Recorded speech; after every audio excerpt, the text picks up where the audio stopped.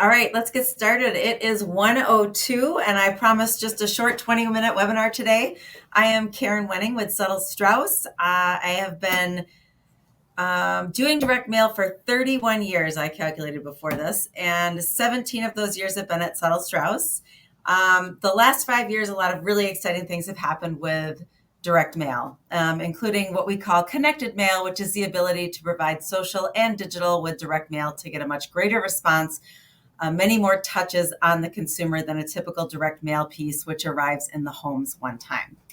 So today I'm going to walk you through the how the Goldfish Swim School campaign works, and also the why we believe that it works so well for Goldfish Swim School. So I'm going to start with the results. I think that's a great place to start. For right now, we're just going to look at the bottom line of statistics here. So in 2025, we did a connected mail campaign. We mailed 614 million pieces. 614,000 pieces, and with a total of over almost 4 million ad impressions, with 18,000 engagements. But the big numbers here that I really want to focus on are the number of new memberships that we sold, 8,555 memberships across all locations, which has a lifetime potential value of $8.12 million in revenue for Goldfish Swim Schools. So you're probably curious about how does that work, and what makes this such a compelling way to do direct mail. We talk about 2026, the currency is going to be trust. Direct mail has always been for brand awareness. So that can be really hard for franchisees to take, right? Because they feel that the franchisor should be responsible for brand awareness. We know that everybody needs to be responsible for brand awareness, especially when you're going into new markets. So brand awareness and direct mail go hand in hand. For Goldfish, it's a top of funnel exercise, right? So they're constantly having churn. They're looking for children in the homes under the age of 10. So obviously children age out, new kids come into the program. So there's churn that's happening there. So it's always a top of funnel exercise that needs to be happening. So when we look at the Goldfish campaign and how it's executed, the first thing we're going to do is, Megan, if you can move the slide. There we go. The first thing we're going to do is we're going to look for people that look like their current customers. So they have a persona who is called Supermom Stephanie. Supermom Stephanie is between the ages of 24 and 44. She has a child in the home under the age of 10 years old, and she is in a household income of 100,000 plus. So we are only targeting the people that meet that criteria. But before we purchase that mailing list, what we want to do is we want to suppress their current customers. We don't want to be marketing to current customers. We just want to be going after prospects. So within the connected mail campaign, the first thing that happens in this campaign is a social match. So once we have those consumers, we are going to go out and we are going to look for their Facebook and Instagram accounts. Megan, next slide, please. But I got a little ahead of myself because the very first thing that happens in the campaign, day one of the campaign, is when we drop that creative in the mail. So these postcards are customized with the offer for that. All the offers are the same for the national campaign because it is coming out of the brand fund. So all the offers are the same, but obviously every location is different. So these are all specific to the location as well as the value of the offer. So depending on where you are, the value of the waived annual membership fee may be different in different markets. So that is a variable component on the pieces. So day one of the campaign is the day that we drop this direct mail piece in the mail. And the campaign is going to last for 30 days. So the first thing that happens is, as I said, that social match, right? So we're going and we're matching the Instagram and Facebook accounts, and we're serving up ads to those consumers, just the people on the mailing list, before that direct mail piece ever hits the homes. We know that from day one, it's going to take about 7 to 10 days for it to arrive in homes. So the second thing that happens in that campaign is informed delivery. Megan, if you could go to slide 4. So informed delivery is a service that's provided by the United States Post Office that allows the consumer to get an email from them telling them what's going to be coming in their mailbox. So this was very popular during COVID, and we still have 1 million more people that sign up for this service every single month. So what that looks like is over on the left-hand side, where you see the black and white back cover of the direct mail piece. So it's the back side of the direct mail piece. And then there's a color ride-along ad in that email from the United States Post Office that is clickable. So that not only have they seen the Pumping the Prime ads in their Instagram and Facebook, but now they receive this informed delivery ad. Informed delivery ads, the open rate on these ads is about 60%, so very high open rate. And usually it's about half of the people on the mailing list that receive this from the United States Post Office. So the next thing that happens is that direct mail piece obviously arrives in homes. So Mrs. Consumer receives this piece. It has a QR code on it where she can go directly to that URL where we're pointing. We have a highly deliverable mailing list. We know that on average, 99% of the direct mail pieces are delivered in homes. So anybody that hits the website page that we're pointing people to during the campaign, whether they were on the mailing list or not on the mailing list, they're picking up a cookie and they're getting followed around the internet. Additionally, without filling out a form, if we're able to match their home address, we are also picking them up as a lead. So anybody that's hitting the website is not only picking up that cookie and getting followed around the internet, they are also being served up ads in Instagram and Facebook if we are able to match their social media accounts. So those are all of the things that are happening in the direct mail campaign. On this slide, you can see what some of those ads look like in Instagram and Facebook, the informed delivery ad, as well as Google. So when I go to the next slide, we can see that this is what a campaign looks like. So day one, that direct mail piece drops in the mail. During the first 14 days, we have the social match. Throughout the 30 days of the campaign, we're collecting any leads and matching their home addresses. And we're also doing the social media follow-up and the online follow-up. So that's day 1 to 30. With this direct mail campaign for Goldfish, what we did is after the 30 days, we then ask for a current customer list. And what we do is we take that and compare that back to the original mailing list. And that allows us to be able to see how many conversions we had from the campaign. So these are not leads, these are actual conversions. We do that same exercise at 30 days and at 90 days. With this campaign, which was a little bit different than what we had done in the past for Goldfish, after the first 30 days, we went in and all the zip codes that the franchisees had used for the campaign, we went and captured all of those leads. And then we purchased those leads and we did a secondary mailing to those leads. So those leads, imagine they've already received 8 to 10 touches of this marketing, right? So then they're already moved along in the customer journey much further than they would if they had only received a direct mail piece one time in homes. So we mailed another 100,000 pieces to the leads, and we found that when we completed the campaign after 90 days and we pulled the customer list, we found that the leads converted at twice the rate of prospects, which is exactly what we would expect to happen, right? Because they had already been touched 8 to 10 times. Many of them had come back to the website, left, came back again.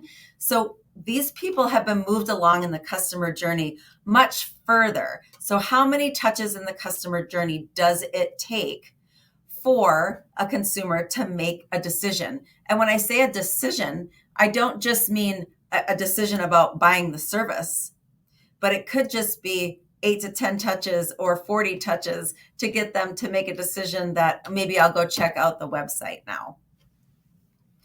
So a lot of different things that were happening in this campaign. So when I look at the last slide and the final results of the campaign, what we see here is a comparison over the past 4 years that we've done this. So on year one, when we decided that we were going to try this out of the brand fund, what we did in 2022 was we tested with 12 different locations. We tested offers, we tested the effectiveness of the program before we ever launched in 2023 across all the locations. Now, the reasons that we feel that this is especially successful for Goldfish, and if you look at the 23 to 25 results, they've absolutely just completely compounded. Part of the reason is obviously each year we have more franchisees, so we mail more pieces, but we've gotten a little bit better at it over the years as well. So now with purchasing those leads and then doing a secondary drop to the leads, we were able to secure more members. Additionally, we know that Goldfish is very good at maintaining their data. So not only were we able to see what our new customers were, but because of the way that they keep their data, we were also able to see which customers had previously been members of Goldfish Swim School, but for whatever reason left. It was summertime, they didn't need swim lessons, or their one child aged out, but they have another child now that was coming into the program, whatever reason that might be. But because they track that metric, we were able to see what were new members versus win-back members. So that's really interesting information that we can use to make a decision about how we're going to execute a campaign in 2026. So again, if I look at the total memberships sold, we sold 8,555 memberships. If we take that and multiply it by the lifetime value of a client, and if you don't currently know what your lifetime value is, I highly encourage you to start to try and figure that out. Because without that information, how can you really track the effectiveness of any marketing campaign? So when I take that number, 8,555, and I multiply it by the average lifetime value, that number is $8.12 million in potential lifetime value across all the franchisees. These are new or returning members. So these are not leads. These are actual conversions. And if I take that number of conversions and I do the math on how much it costs to run the campaign, it was $52.04 per conversion for this particular campaign. So why do we think that it's so effective? Number one, because it comes out of the brand fund. So everybody gets on board. Now with Goldfish, they have a very effective way to communicate with their franchisees. They are doing communication on a weekly basis. The communication between Suttle-Straus and Goldfish is very collaborative throughout this entire process. We do a webinar with the franchisees. The franchisees have an opportunity to opt in if they want to opt in to participate in the program or to not participate in the program. And so that communication is key. Additionally, the data is really important to the effectiveness of this campaign. And when I talk about data, not only am I talking about knowing specifically what audience that they're going after, so that Supermom Stephanie persona, and really dialing in on those specific demographics so we're hitting a specific consumer. but also the data that tells us information about were these new customers or were these win-back customers, as well as the lifetime value. So without that lifetime value, there would be no way that we could calculate the effectiveness and then be able to report that back to the franchisees. Because we are able to do all of this reporting back to the franchisees, they can then make a decision when it's not supported by the brand fund if they want to participate with a campaign like this. I have several multi-unit franchisees that do participate on a quarterly basis, and I have one group that participates on a monthly basis. So these are what we feel are the critical elements of success with this particular program. Something that we discovered this year, which was really no surprise, was that we could close twice as many leads versus prospects, which is exactly what we thought would happen. But the leads need to be nurtured slightly differently in these types of campaigns because they're not filling out a form on the website and we're capturing them that way. These leads don't know that we know that they've been on their website. So it's really important to not be creepy and send something that would, imply that we knew that they had already been there. I promise to keep it to 20 minutes. It is 1:18 and we are there. If you do have questions, you can put them in the chat. Otherwise, have a wonderful weekend, and I will be available if anybody would like to have further conversation with me about connected mail and direct mail in general. Yeah, Karen, I just dropped your email in the chat in case we don't have a question, but they think of a question later. We're happy to address it through email. Also, probably dropped your LinkedIn profile in here. If you're not following Karen yet on LinkedIn, she's always sharing tons of information and building connections between the franchise community. So make sure you follow her on LinkedIn. I'll drop that in the chat as well. I don't see any questions currently, so I guess we can wrap up. Diane said it was fantastic. Thank you, Diane. And we guys hope you have Christopher says, is there a baseline formula to use as a lifetime value starting point? Well, that's a great question and probably a topic for another day, but it depends on your type of business, right? So in the case of Goldfish Swim School, where it's a membership-based business, each individual franchisee has their own lifetime value. So on average, how long they maintain a client at a monthly rate for their swim lessons. Obviously, for other brands, it's more difficult. Some brands will only know, for example, what their average ticket price is because they don't have repeat business. So I work with a service brand that does a similar type campaign. And it's frustrating for their franchisees because they don't really know the lifetime value of a client, because what they're trying to do is they're trying to get in the door maybe with a carpet cleaning.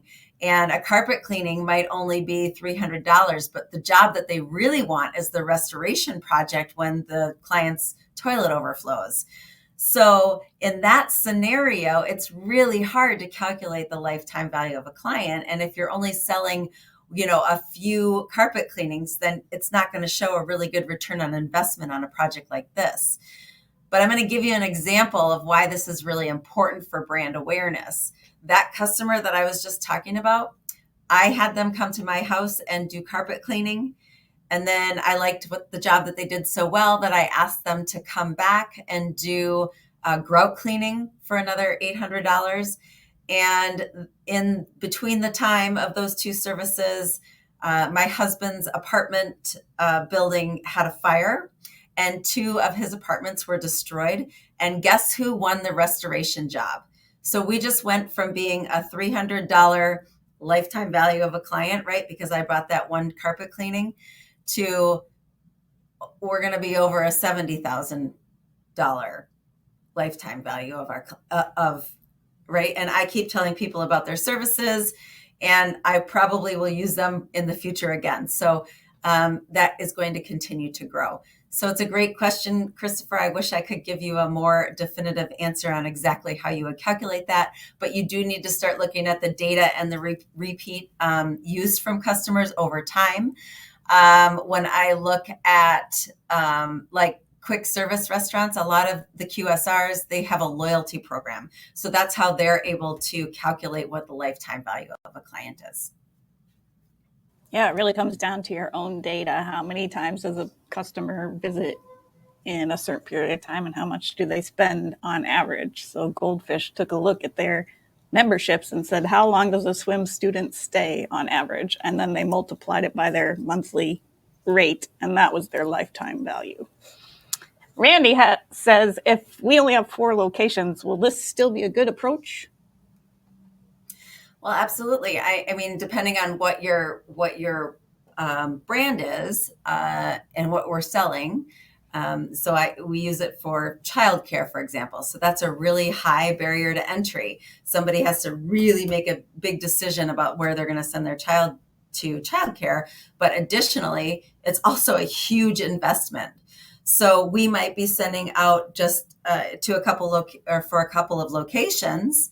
And after 30 days, they might not have any conversions. And after 90 days, they may only have 1 conversion. But if it costs $17,000 a year in tuition, and we've gotten all of that much more brand awareness, and we've moved that one customer along with 8 to 10 to 12 to 15 touches in that customer journey, then the marketing has done its job.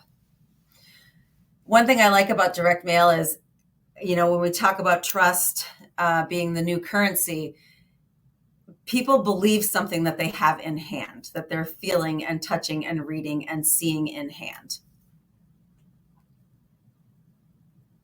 Yeah, and Randy says he's in gymnastics, same as Goldfish. I would say the number of locations doesn't matter. If you have a persona, which for gymnastics or swimming is going to be a parent of a child between certain ages, we can run the report to see how many of those are within 5 miles of each location and give you a quote for that. So yes, I can't see the chat, Megan, so thanks for interpreting for me. Yeah. And that's all the questions we have. We promised to keep it at 20 minutes, so we got pretty close. Thanks everyone for attending, and thank you, Karen, for sharing. Enjoy the weekend. Ciao for now. Bye.